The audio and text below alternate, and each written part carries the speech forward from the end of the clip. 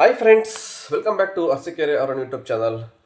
ಈಗ ಮತ್ತೆ auto driver ಹಂಗೆ ಬೈಕ್ ಟ್ಯಾಕ್ಸಿ ರೈಡರ್ಸ್ ನಡುವೆ ಮತ್ತೆ ವಾರ್ ಶುರುವಾಗಿದೆ. ನಿನ್ನೆ ಕೂಡ ತುಮಕೂರಲ್ಲಿ ಒಂದು ವಿಡಿಯೋ ನೋಡ್ಪಟ್ಟೆ. ಆಟೋ ಡ್ರೈವರ್ಗಳೇ ಒಂದು ಎಲ್ಲ ಬೈಕ್ ಟ್ಯಾಕ್ಸಿಗಳನ್ನ ಫೇಕ್ ಆರ್ಡ್ರಕ್ಕೆ ಬುಕ್ ಮಾಡಿ ಸುಮಾರು ಒಂದು 50ರಿಂದ 100 ಬೈಕು ಎಲ್ಲ ಆರ್ ಟಿ ಒದಲ್ಲಿ ಹಿಡ್ಕೊಟ್ಬಿಟ್ಟಿದ್ದಾರೆ. ಆರ್ ಟಿ ಒದೊಳಗಡೆ ಹಾಕ್ಬಿಟ್ಟಿದ್ದಾರೆ ಸ್ಟೇಷನಲ್ಲಿ. ಆ ವಿಡಿಯೋ ಕೂಡ ಪ್ಲೇ ಮಾಡ್ತೀನಿ ಏನಾಯ್ತು ಅಂತ. ಆಮೇಲೆ ಇದ್ರ ಬಗ್ಗೆ ಸಂಪೂರ್ಣವಾಗಿ ಮಾತಾಡ್ತೀನಿ, ಹಾಗೆ ಮಾಹಿತಿನೂ ಕೂಡ ತಿಳಿಸ್ಕೊಡ್ತೀನಿ. ವಿಡಿಯೋ ನೋಡ್ಕೊಂಡು ಬನ್ನಿ ಸ್ನೇಹಿತರೆ.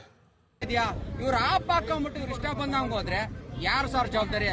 ಆಟೋದವ್ರಿಗೆ uniform, DL, documents, FC, insurance, emotion ಎಲ್ಲಾ ಕೇಳ್ತೀರಾ. ಎಲ್ಲದಕ್ಕೂ ನಾವು ತಲೆ ಬಗ್ಗಿಸ್ತೀವಿ. ನಿಮ್ಮನ್ನೆಲ್ಲ ನಾವು ಸಹಕರಣಗಳು ಮಾಡ್ಕೊಂಡು ಪ್ಯಾಸೆಂಜರ್ಗಳನ್ನ ಸೇವೆ ಸಲ್ಲಿಸ್ತಾ ಇದೀವಿ. ಇವ್ರು ಏನು ಇಲ್ದಂಗೆ ಪರ್ಮಿಷನ್ ಇಲ್ದಂಗೆ ಮಾಡುವ ಪ್ಯಾಸೆಂಜರ್ ಜವಾಬ್ದಾರಿ ಯಾರೋಣೆ? ಯಾರ್ದೋ DL, ಯಾರ್ದೋ ಲೈಸೆನ್ಸ್, ಯಾರ್ದೋ ಆಪ್, ಇನ್ನೊಂದು ಗಾಡಿ ಆದ್ರೆ ಹೊಣೆ ಯಾರು ಸರ್? ಎಂಟಲ್ ಗಾಡಿ ತೋರಿಸಿದ್ರು ಮಾಡ್ತಿರೋ ತಪ್ಪಿರ್ಬೋದು, ಕಾನೂನು ರೀತಿಯಲ್ಲಿ ತಪ್ಪಿರ್ಬೋದು. ನಾವು ಕಾನೂನು ಕೇಳಕ್ಕೆ ನಮ್ಗೆ ಯಾರು ಅಧಿಕಾರ, ಯಾರು ಪರ್ಮಿಷನ್ ಕೊಡ್ತಾ ಇಲ್ಲ. ಬಟ್ ನಮ್ಮನ್ನ ಯಾರು ಸಹಕಾರ ಮಾಡ್ತಿಲ್ಲ. ಎಷ್ಟು ದಿವಸ ಅಂತ ತಾಳ್ಮೆ ಮಾಡೋಣ ನಾವು ಇದನ್ನ? ಎಷ್ಟು ದಿವಸ ಅಂತ ತಾಳ್ಮೆ ಮಾಡೋಣ ಸರ್? ಒಬ್ಬ ಸ್ಟ್ರೈಕ್ ಮಾಡೋದು ಆಗಲ್ಲ ಸರ್. ಇಲ್ಲಿ ಇವತ್ತು ನಾನು ಸಾಲ ತೀರಿಸಬೇಕು, ಒಂದು EMI ಕಟ್ಬೇಕಂದ್ರೆ 7,200 ರೂಪಾಯಿ, 2,200 ರೂಪಾಯಿ ಬಡ್ಡಿ. ಅದಕ್ಕೆ ಗಾಡಿ ಕೈ ಹಾಕಿದ್ರೆ 1,000 ರೂಪಾಯಿ ಸೀಸಿಂಗ್ ಲೆಟ್ರು. ಎಲ್ಲಿಂದ ಕಡಣ ಸರ್ ಹೇಳಿ? 4,30,000 ರೂಪಾಯಿ, 1.5 ಲಕ್ಷ ರೂಪಾಯಿ ಬಡ್ಡಿ ಬರ್ತೈತೆ. 7,800 ರೂಪಾಯಿ EMI ಬರುತ್ತೆ. ಇವ್ರೇನು ಇಲ್ದಂಗೆ 30,000 ರೂಪಾಯಿ ಡೌನ್ ಪೇಮೆಂಟ್ ಕಟ್ಬಿಟ್ರೆ ನೋಡಿ ಸ್ನೇಹಿತರೆ, ಇದೆಲ್ಲ ಬೈಕ್ಗಳು ಆಟೋದವರೇ ಎಲ್ಲ ಬುಕ್ ಮಾಡಿಬಿಟ್ಟು ಹಿಡಿದು ಫುಲ್ ಆರ್ ಟಿ ಒದಲ್ಲಿ ಹಾಕ್ಬಿಟ್ಟಿದ್ದಾರೆ. ಸುಮಾರು ಒಂದಲ್ಲ ಎರಡಲ್ಲ 50ರಿಂದ 100 ಬೈಕ್ ಇದೆ ನೋಡಿ. ಎಲ್ಲ ಲೈನ್ಗೆ ಹಾಕ್ಬಿಟ್ಟಿದ್ದಾರೆ ಸ್ಟೇಷನ್ಗೆ. ಎಲ್ಲ ಬುಕ್ ಮಾಡಿ ಬಂದ ತಕ್ಷಣ ಕೀ ಕಿತ್ಕೊಂಡು ಎಲ್ಲ ಆರ್ ಟಿ ಒ ಅಧಿಕಾರಿಗಳಿಗೆ ಹಿಡ್ಕೊಟ್ಬಿಟ್ಟಿದ್ದಾರೆ ನೋಡಿ. ಸುಮಾರು ಇವತ್ತು ತುಮಕೂರಲ್ಲಿ ಇರ್ತಕ್ಕಂಥ ಆಲ್ಮೋಸ್ಟ್ ಎಲ್ಲ ಆಟೋ ಡ್ರೈವರ್ಸೂ ಒಗ್ಗಟ್ಟಾಗೆ ಮಾಡಿಬಿಟ್ಟಿದ್ದಾರೆ ಈ ಕೆಲಸವ. ಸುಮಾರು ಇವರೇ ಒಂದು 500 ಜನ ಮೇಲಿದ್ದಾರೆ ಆಟೋ ಡ್ರೈವರ್ಗಳು ಇವತ್ತು ಪೊಲೀಸ್ ಸ್ಟೇಷನಲ್ಲಿ. ಎಲ್ಲ ಬೈಕ್ಗಳು ಹಿಡ್ದು ಇವತ್ತು ಫುಲ್ಲು ಸ್ಟ್ರೈಕ್ ಮಾಡ್ತಾಯಿದ್ದಾರೆ. ಯಾವುದೇ ಕಾರಣಕ್ಕೆ ಇದು ಮಾಡಬಾರ್ದು ಇವರು ಅಂತ ಫುಲ್ಲು ಆಟ ಹಿಡಿದು ಕೂತ್ಬಿಟ್ಟಿದ್ದಾರೆ. ನಮ್ದೊಂದು ಕ್ವಶನ್ ಕೇಳ್ಬೋದಾ ಸರ್?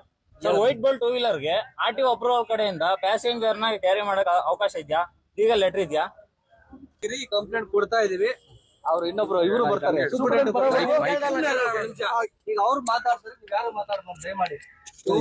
ಯಾರನ್ನ ಪ್ಯಾಸೆಂಜರ್ನ ತಗೊಂಡು ಹೋಗಿಲ್ಲ, ಅದಕ್ಕೆ ಯಾವ್ದು ಪರ್ಮಿಷನ್ ಇಲ್ಲ. ಆಯ್ತಾ? ಯಾರು ಮಾಡಬಾರ್ದು ಸರ್. ಸ್ವಿಗ್ಗಿ ಮತ್ತೆ ಜೊಮ್ಯಾಟೋದವ್ರಿಗೆ ಇದೆಯಾ?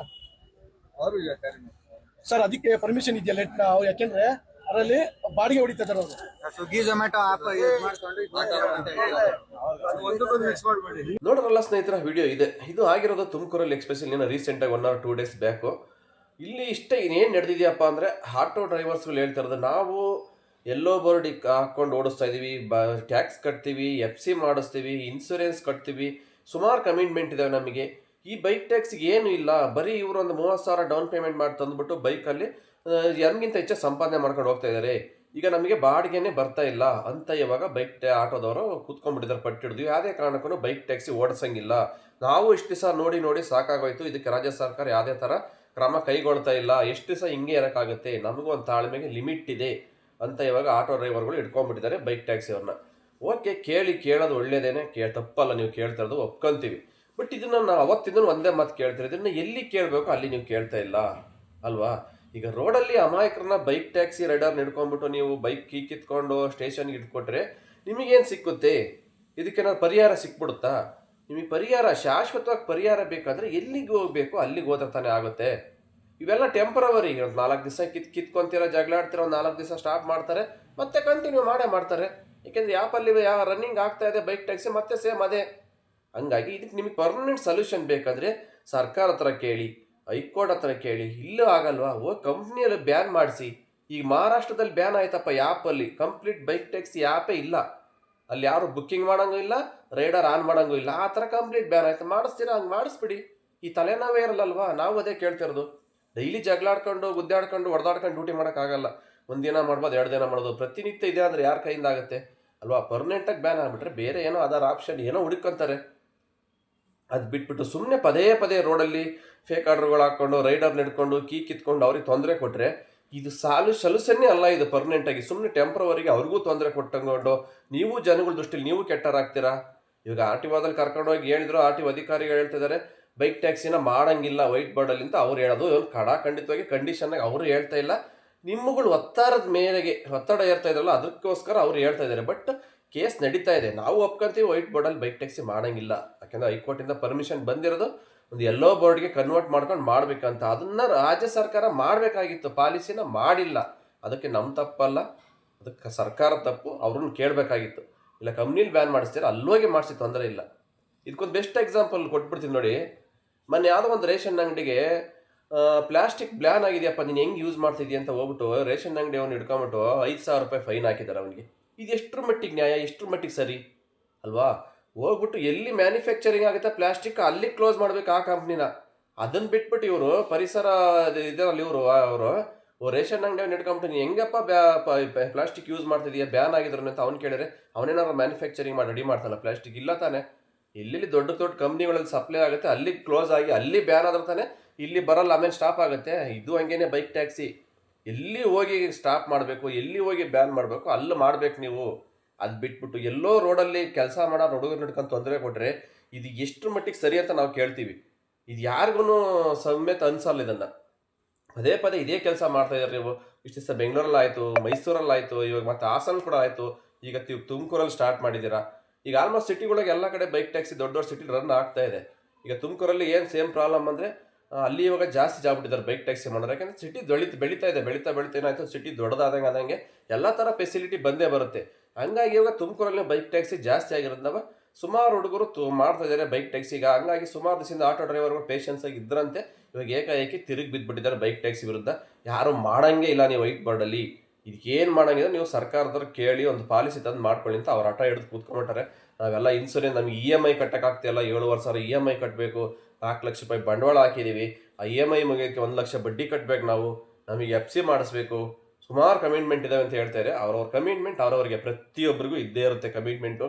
ಬೈಕಲ್ಲಿ ಓಡಿಸೋರ್ಗೇನು ಕಮಿಟ್ಮೆಂಟ್ ಇರಲ್ವಾ? ಅವರು ಲಕ್ಷಾಂತರ ರೂಪಾಯಿ ಬಂಡವಾಳ ಹಾಕಿ ಬೈಕ್ ತಗೊಂಬಂದಿರ್ತಾರೆ, ಅವರು ಪೆಟ್ರೋಲ್ ಹಾಕ್ಸ್ಬೇಕು, ಅವರು ಇನ್ಸೂರೆನ್ಸ್ ಮಾಡಿಸ್ಕೋಬೇಕು ಬೈಕಿಗೆ ಅಲ್ವಾ? ಸುಮಾರು ಇದ್ದೇ ಇರ್ತವೆ ಎಲ್ರಿಗೂ ಖರ್ಚು. ಯಾರೇನು ಫ್ರೀಯಾಗಿ ಯಾರಿಗೂ ಓಡ್ಸೋಕ್ಕಾಗಲ್ಲ, ಅವೆಲ್ಲ ಹೇಳ್ಕೊಂಡು ಕುತ್ಕೊಳಕ್ಕಾಗಲ್ಲ ಬಂದು ಅವ್ರೂ. ಆಯಿತಾ?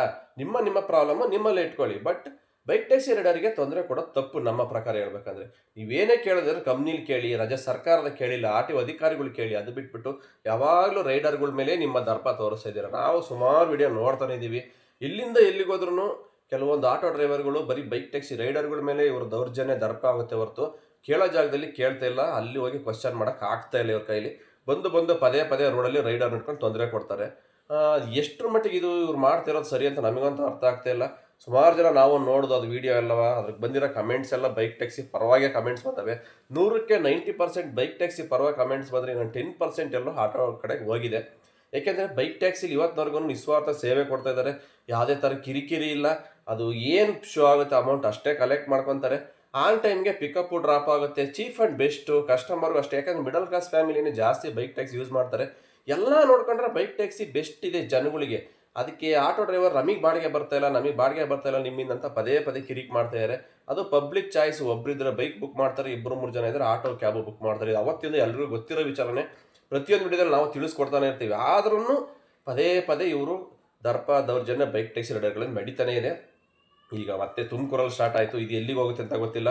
ಸುಮಾರು ಬೈಕ್ಗಳನ್ನ ಇವರೇ ಹಿಡಿದ್ಬಿಟ್ಟು RTO ಅಧಿಕಾರಿಗಳಿಗೆಲ್ಲ ಹಿಡ್ಕೊಟ್ಬಿಟ್ಟಿದ್ದಾರೆ. ವಿಡಿಯೋ ಕೂಡ ನೋಡಿರ್ತೀರಿ ಎಲ್ಲ. ಆಲ್ಮೋಸ್ಟ್ ತುಂಬ ವೈರಲ್ ಆಯಿತು ಮೊನ್ನೆಯಿಂದನೂ. ಆನಂತರ ಅಲ್ಲಿ RTO ಅಧಿಕಾರಿಗಳು ಅವ್ರ ಹತ್ರನೇ ಹೇಳಿಸ್ತಾರೆ, ನೀವೇ ಫೈನಲ್ ಆಗಿ ಹೇಳಿ ಬೈಕ್ ಟ್ಯಾಕ್ಸಿ ಮಾಡ್ಬೋದಾ ಹೆಂಗೆ? ಸ್ವಿಗ್ಗಿ ಝೊಮ್ಯಾಟೊ ಎಲ್ಲ ಆನ್ ಮಾಡ್ಕೊಂಡು ಇವ್ರು ಬೈಕ್ ಟ್ಯಾಕ್ಸಿ ಮಾಡ್ತಾರೆ, ಎರಡೂ ಒಟ್ಟೊಟ್ಟಿಗೆ ಮಾಡ್ತಾ ಇರ್ತಾರೆ ಅಂತ ಕೂಡ ಅವ್ರದ್ದು ಸುಮಾರು ಕಂಪ್ಲೇಂಟ್ ಬರ್ತಾ ಇದೆ ಆಟೋ ಡ್ರೈವರು. ಇವ್ರದೆಲ್ಲ ಒತ್ತಡ ಜಾಸ್ತಿ ಆದಾಗ ಕೊನೆಗೆ RTO ಅಧಿಕಾರಿಗಳು ಒಂದು ಮಾತು ಹೇಳಿದ್ರು, ವೈಟ್ ಬೋರ್ಡಲ್ಲೆಲ್ಲ ಬೈಕ್ ಟ್ಯಾಕ್ಸಿ ಮಾಡೋಂಗಿಲ್ಲಪ್ಪ ಅಂತ ಒಂದು ಮಾತು ಬಂದಿದೆ. ಅದು ನಾವು ಕೂಡ ಕೇಳಿಸ್ಕೊಂಡು, ಬಟ್ ಅದನ್ನ ರಾಜ್ಯ ಸರ್ಕಾರದಿಂದ ಇಲ್ಲ ಈ ಹೈಕೋರ್ಟಿಂದ ಅಫಿಷಿಯಲಾಗಿ ಅನೌನ್ಸ್ ಮಾಡಬೇಕು. ಹೈಕೋರ್ಟಿಂದ ಪರ್ಮಿಷನ್ ಬಂದಾಗಿದೆ ಬೈಕ್ ಟ್ಯಾಕ್ಸ್ಗೆ, ಅದಕ್ಕೊಂದು ಪಾಲಿಸಿ ಅಂತ ಬರಬೇಕಾಗಿತ್ತು, ಬಂದಿಲ್ಲ. ಅದು ತಪ್ಪಾರ್ದು ರಾಜ್ಯ ಸರ್ಕಾರದ್ದು. ಇಷ್ಟಕ್ಕೆಲ್ಲ ಪ್ರಾಬ್ಲಮ್ಮು ಇವತ್ತು ಹೊಣೆಗಾರಿಕೆ ಯಾರೋ ರಾಜ್ಯ ಸರ್ಕಾರನೇ ಒತ್ಕೋಬೇಕು. ಇವತ್ತಿನವರೆಗೂ ಬೈಕ್ ಟ್ಯಾಕ್ಸಿ ಇನ್ನೂ ಲೀಗಲಾಗಿ ಡ್ಯೂಟಿ ಬ್ಯಾಕ್ ಮಾಡೋಕ್ಕಾಗ್ತಾಯಿಲ್ಲ ಅಂದರೆ ರಾಜ್ಯ ಸರ್ಕಾರ ಇದಕ್ಕೆ ಯಾವುದೇ ಥರ ಪಾಲಿಸಿ ತರಲೇ ಇಲ್ಲ. ಅವತ್ತಿಂದನೂ ಇದೇ ಗೋಳಾಗ್ತಾ ಇದೆ. ಬರೀ ಜಗಳ ಕಿತ್ತಾಡ್ಕೊಂಡೇ ಬರ್ತಾ ಇದ್ದಾರೆ auto driver bike taxi Riders ಮಧ್ಯೆ. ಸುಮಾರು 10 ವರ್ಷದ ಜಗಳ ನಡೀತಾನೆ ಇದೆ. ಇದಕ್ಕೆ ಪರಿಹಾರನೇ ಕೊಡೋಕ್ಕಾಗ್ತಾಯಿಲ್ಲ ಯಾರು. ಹಂಗಾರೆ ಇದೆಲ್ಲ ಯೋಚನೆ ಮಾಡಿ ಲಾಸ್ಟಿಗೆ ಫೈನಲಿ ಹೈಕೋರ್ಟ್ ಡಿಸೈಡ್ ಮಾಡಿ ಹೇಳ್ತು, ಬೈಕ್ ಟ್ಯಾಕ್ಸಿ ಒಂದು ಟ್ರಾನ್ಸ್ಪೋರ್ಟ್ ವಾಹನ, ಇದರಲ್ಲಿ ಜನಗಳನ್ನ ಸಾಗಣೆ ಮಾಡ್ಬೋದು, ಡ್ಯೂಟಿ ಮಾಡ್ಬೋದು, ಇದಕ್ಕೊಂದು ಪಾಲಿಸಿ ತಂದಿ ಅಂತ ರಾಜ್ಯ ಸರ್ಕಾರಕ್ಕೊಂದು ಪರ್ಮಿಷನ್ ಕೊಡ್ತು ಮಾಡಿ ಅಂತ. ಬಟ್ ರಾಜ್ಯ ಸರ್ಕಾರ ಇದನ್ನು ಒಪ್ಕೊಳ್ಳೋಕ್ಕೆ ರೆಡಿ ಇಲ್ಲ. ನಮಗೆ ಇದು ಬೇಡ ಅಂತ ಇದು ವಿರುದ್ಧವಾಗಿ ಸುಪ್ರೀಂ ಕೋರ್ಟ್ಗೆ ಹೋಯ್ತು. ಸುಪ್ರೀಂ ಕೋರ್ಟ್ಗೆ ಹೋದ್ರಂತೂ ಇದು ಬೇಗ ಕ್ಲಿಯರ್ ಆಗೋ ಸಮಸ್ಯೆನೇ ಅಲ್ಲ ಇದು. ಇಲ್ಲಿ 10 ವರ್ಷ ಆದರೆ ಅಲ್ಲಿ 20 ವರ್ಷ ಆಗ್ಬೋದು, ಹೇಳೋಕ್ಕಾಗಲ್ಲ. ಇವತ್ತಿನವರೆಗೂ ಯಾವುದೇ ಥರ ಹಿಯರಿಂಗ್ ಡೇಟು ಕೂಡ ಬಂದಿಲ್ಲ. ಹಂಗಾಗಿ ಅವರು ಕೂಡ ಇಷ್ಟೇ ಆಟೋ ಡ್ರೈವರ್ ನೋಡಿದ್ರು, ಇದು ಸದ್ಯಕ್ಕೆ ಇದು ಬಗೆಹರಿದರ ಕತೆ. ಹಿಂಗೆ ಆದರೆ ಇನ್ನೂ 10-20 ವರ್ಷ ಆಗುತ್ತೆ. ಒಟ್ಟಿನಲ್ಲಿ ಮಾಡ್ತಾನೆ ಇರ್ತಾರೆ ಬೈಕ್ ಟ್ಯಾಕ್ಸಿ. ನಮಗೆ ಇವರಿಂದ ಬಾಡಿಗೆ ಬರಲ್ಲ, ಕಮ್ಮಿ ಆಗುತ್ತೆ. ಮತ್ತೆ ನಾವು ಹಳೆ ಏನಿದೆ ಮುಂಚೆ ಮಾಡ್ತಿದ್ದಲ್ಲ ಅದೇ ಥರ ಮಾಡಿದ್ರೆ ಮತ್ತೆ ಮಾಡೋರು ಕಮ್ಮಿ ಆಗ್ತಾರೆ ಬೈಕ್ ಟ್ಯಾಕ್ಸಿ ಅಂತ. ಈಗ ಏನು ಮಾಡಿದ್ದಾರೆ ಮತ್ತೆ ಅವರೇ ಬೈಕ್ ಟ್ಯಾಕ್ಸಿ ಹಿಡಿಯೋದು, ಕಿರಿಕ್ ಮಾಡೋದು, RTOದವ್ರಿಗೆ ಹಿಡ್ಕೊಡೋದು, ಈ ಥರ ಎಲ್ಲ ಮಾಡ್ತಾ ಇದ್ದಾರೆ. ಬಟ್ ಇದು ಎಷ್ಟು ದಿವಸ ನಡೀತೈತೆ ಗೊತ್ತಿಲ್ಲ. ಮತ್ತೆ ಈಗ ಅಲ್ಲಿ ಮಾಡೋದು ನೋಡಿ ನಾಳೆ ಇಲ್ಲಿ ಬೆಂಗಳೂರಲ್ಲೂ ಮಾಡ್ತಾರೆ, ಹೇಳೋಕ್ಕಾಗಲ್ಲ. ಯಾಕಂದ್ರೆ ಆಗುತ್ತೆ, ಒಬ್ಬರು ನೋಡಿ ಒಬ್ಬರು ಮಾಡೇ ಮಾಡ್ತಾರೆ, ಹೇಳೋಕ್ಕಾಗಲ್ಲ. ಒಟ್ಟಲ್ಲಿ ಆದಷ್ಟು ಬೈಕ್ ಟ್ಯಾಕ್ಸಿ ಮಾಡ್ತಕ್ಕಂಥ ಎಲ್ಲ ರೈಡರು ಸ್ವಲ್ಪ ಹುಷಾರಾಗಿ ಮಾಡ್ಕೊಳ್ಳಿ ಇನ್ನು ಮುಂದೆ ಅಂತ. ಯಾಕೆ ಒಂದು ಎಚ್ಚರಿಕೆ, ಇದನ್ನು ನೋಡಿದ ಮೇಲೆ ಸ್ವಲ್ಪ ನಾವು ಹುಷಾರಾಗಿರಬೇಕು. ಸುಮ್ಮನೆ ಹೋಗಿ ಪದೇ ತಗಲಾಕೊಂಡು ಅವ್ರ ಹತ್ರ ಕಿರಿಕಿರಿ ಅನುಭವಿಸೋಕ್ಕಿಂತ ಆದಷ್ಟು ಸ್ವಲ್ಪ ಸೇಫಾಗಿ ಡ್ಯೂಟಿ ಮಾಡಿ. ತುಮಕೂರಲ್ಲಿ ಆದಮೇಲೆ ನಾಳೆಗೆ ಬೆಂಗಳೂರಲ್ಲಿ ಮಾಡೇ ಮಾಡ್ತಾರೆ. ಯಾಕೆಂದರೆ ಇದು ಕೇಸ್ ನಡೀತಾ ಇದೆ, ಇದು ಸದ್ಯಕ್ಕೆ ಮುಗಿಯಲ್ಲ. ಅವ್ರಿಗೂ ಗೊತ್ತು, ಎಲ್ರಿಗೂ ಗೊತ್ತು. ಈಗ ರಾಜ್ಯ ಸರ್ಕಾರ ಅಂತ ಇವಾಗ ಇದು ಗಮನಕ್ಕೆ ತಗೊಳಲ್ಲ. ಸರ್ಕಾರಕ್ಕೆ ಈಗ ಅವ್ರದ್ದೇ ಆದ ಸ್ವಲ್ಪ ಬ್ಯುಸಿಲಿದ್ದಾರೆ. ಹಂಗಾಗಿ ಈಗ ಬೈಕ್ ಟ್ಯಾಕ್ಸಿ ಎಲ್ಲೋ ಒಂದು ಮೂಲೆಗೆ ಬಿಸಾಕ್ಬಿಟ್ಟಿದ್ದಾರೆ. ಅದಕ್ಕೋಸ್ಕರನೇ ತಗೊಂಡೋಗಿ ಸುಪ್ರೀಂ ಕೋರ್ಟ್ಗೆ ಹಾಕಿರೋದು. ಅಲ್ಲಿ ನಮಗೂ ಇದಕ್ಕೂ ಸಂಬಂಧ ಇಲ್ಲ, ಇನ್ನು ಬೇಡ ಅಂತವ. ಬಟ್ ಇನ್ನು ಸುಪ್ರೀಂ ಕೋರ್ಟ್ ಇದನ್ನು ಎಷ್ಟು ಮಟ್ಟಿಗೆ ಕೂಲಂಕುಷ ತಗೊಂಡು ತೀರ್ಪು ಕೊಡುತ್ತೋ ಅಂತ ಯಾರಿಗೂ ಗೊತ್ತಿಲ್ಲ. ಎಷ್ಟು ದಿವಸ ಆಗುತ್ತೆ ಅಂತಲೂ ಗೊತ್ತಿಲ್ಲ. ಹಂಗಾಗಿ ಅಷ್ಟಿನವರೆಗೂ ವೆಯ್ಟ್ ಮಾಡೋಕ್ಕೆ ಪೇಷನ್ಸ್ ಇಲ್ಲ ನಮಗೆ ಆಟೋ ಡ್ರೈವರ್ಗಳಿಗೆ ಅಂತ. ಏನು ಮಾಡಿದ್ದಾರೆ ಈಗ ಅವರು ಮತ್ತೆ ಹಳೆಯ ಥರನೇ ಕಿರಿಕ್ ಮಾಡ್ತಾ ಇದ್ದಾರೆ. ಬೈಕ್ ಟ್ಯಾಕ್ಸಿ ಅವ್ರನ್ನ ಹಿಡಿದು ರೋಡಲ್ಲಿ ತೊಂದರೆ ಕೊಡೋದು, ಕಿರಿಕಿರಿ ಮಾಡೋದು. ಹಿಂಗೆ ತುಮಕೂರಲ್ಲಾಗಿದೆ, ಬೆಂಗಳೂರಲ್ಲಿ ಆಗುತ್ತೆ, ಎಲ್ಲ ಕಡೆ ಶುರು ಮಾಡ್ತಾರೆ. ನೋಡೋಣ, ಕಾದು ನೋಡೋಣ. ಇದು ನಮ್ಮ ಅನಿಸಿಕೆ. ನಿಮ್ಮ ಅನಿಸಿಕೆ ಏನಂತ ಕಮೆಂಟ್ ಬಾಕ್ಸ್ ತಿಳಿಸ್ತಾ ಇದ್ದಾರೆ. ಮತ್ತೆ ಸಿಗ್ತೀನಿ ಮುಂದಿನ ನೋಡೋದಲ್ಲಿ. ಅಲ್ಲಿವರೆಗೂ take care, bye bye, have a nice day. ಜೈ ಹಿಂದ್, ಜೈ ಕರ್ನಾಟಕ ಮಾತೆ.